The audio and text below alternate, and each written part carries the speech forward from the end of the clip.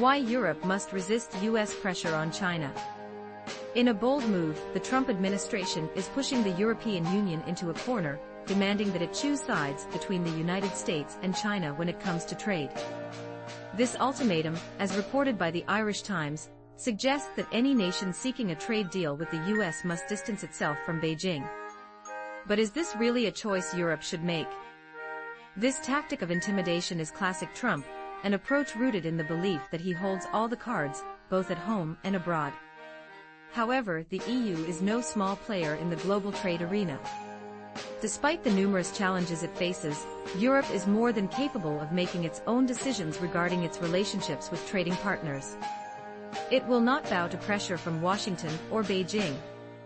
The EU is committed to calming the storm of chaos in international trade that Trump has stirred up. It aims to strike a balanced agreement with the US to minimize any potential increase in tariffs or other barriers that could hinder what remains the world's most significant trading relationship. So why should Europe firmly reject any US arm twisting regarding its relationship with China? Let's explore some compelling reasons. First and foremost, the EU must prioritize the interests of its own citizens rather than succumbing to the whims of a US president who has shown disdain for Europe's democratic values, decency, and diversity. The EU, despite its flaws, is arguably the most seasoned and effective trade negotiator globally. It has the capability to balance the interests of its member states while asserting them on the international stage. Maintaining and enhancing trade relations with China is crucial for European exporters and consumers alike, as well as for the overall prosperity of the continent. The EU recognizes the importance of standing firm against both Beijing and Washington. In the event of a US-China trade war, Europe must resist any significant shifts in trade dynamics. Instead of completely decoupling from China, it makes far more sense for Europe to focus on de-risking its relationship with the country. It is clear that avoiding a split into two hostile trading blocs is in the best interest of the EU and the world, including the most vulnerable nations.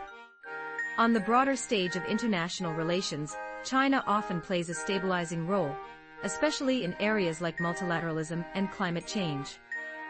This doesn't mean we should overlook China's human rights issues or the serious allegations of transnational intimidation against members of the Uyghur community in Ireland, as highlighted in recent reports.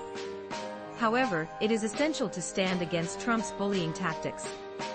He seems intent on reshaping the world according to his own distorted vision, where might makes right, and the weak are left to fend for themselves. This stands in stark contrast to Europe's values.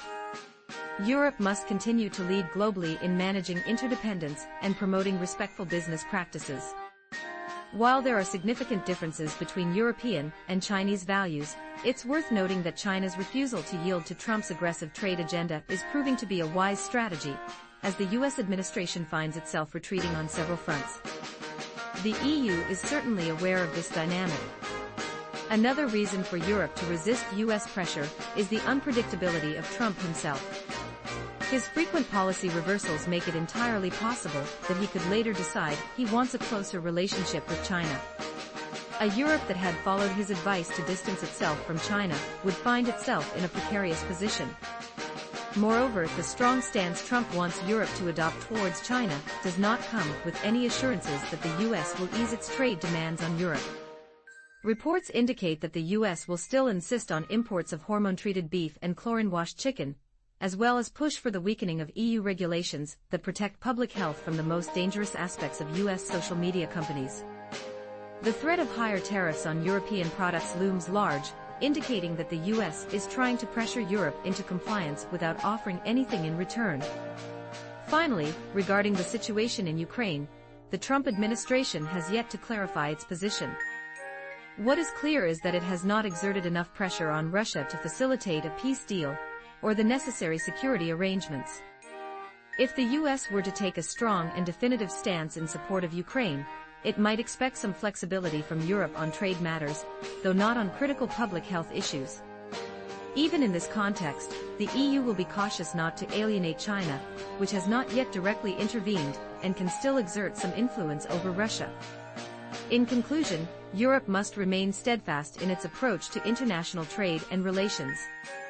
By standing strong against US demands, the EU can protect its interests and continue to play a vital role in fostering global stability and cooperation.